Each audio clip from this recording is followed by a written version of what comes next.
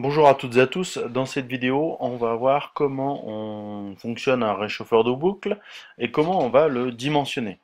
Alors déjà dans un premier temps le schéma d'un un réchauffeur de boucle. Voilà, donc on a un ballon préparateur d'eau chaude sanitaire électrique ici et donc avec un circuit de distribution, voilà.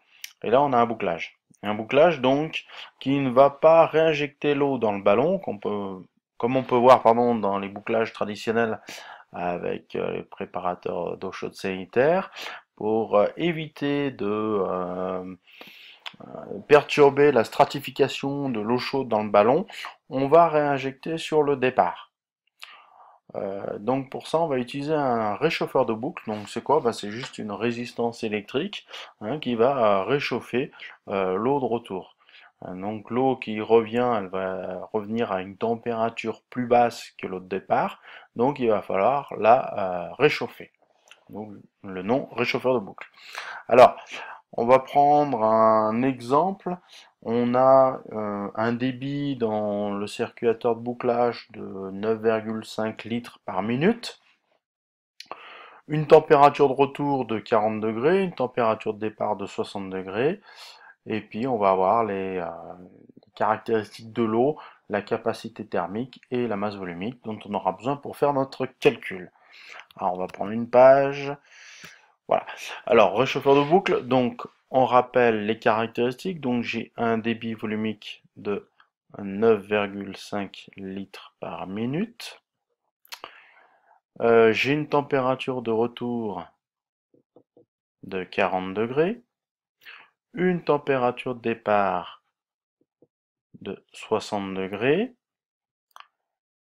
la capacité thermique de l'eau 4185 joules par kilo par degré, et puis la masse volumique de l'eau qu'on va prendre à 1000 kg par mètre cube.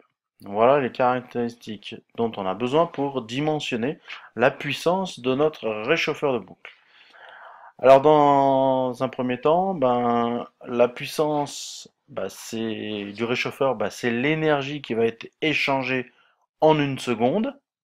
Donc dans un premier temps, on va calculer la quantité d'eau qui passe dans le réchauffeur en une seconde. Donc on va partir du débit volumique. Donc le débit volumique, c'est un 9,5 litres par minute. Donc on va le diviser par 60 pour savoir en une seconde combien de litres d'eau. Alors je vais prendre la calculatrice. Donc 9,5 divisé par 60. Donc ça me fait 0,158 litres par seconde.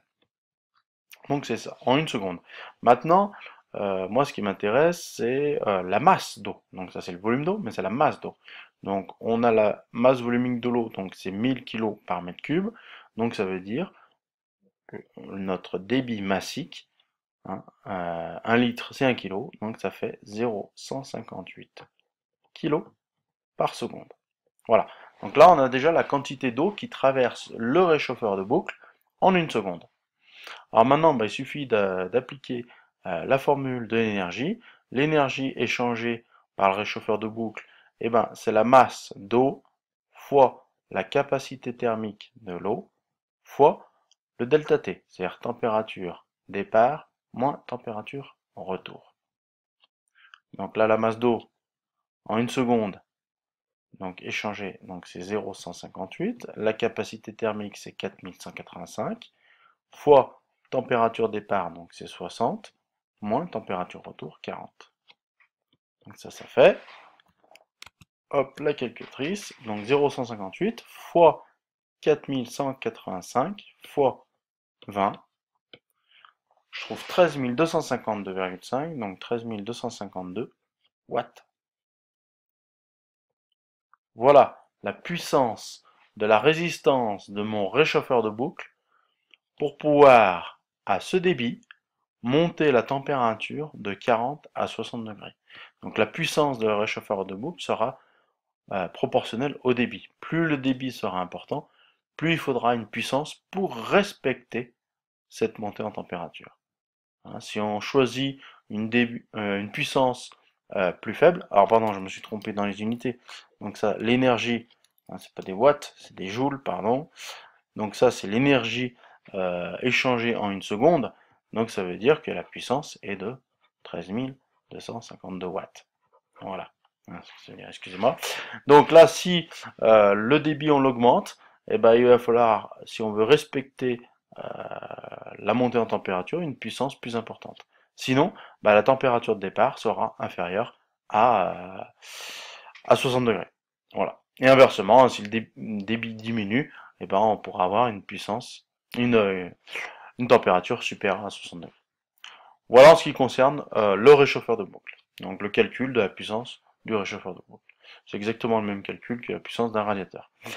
Voilà, donc si vous avez des questions par rapport à cette vidéo, ben, n'hésitez pas, sinon bonne journée.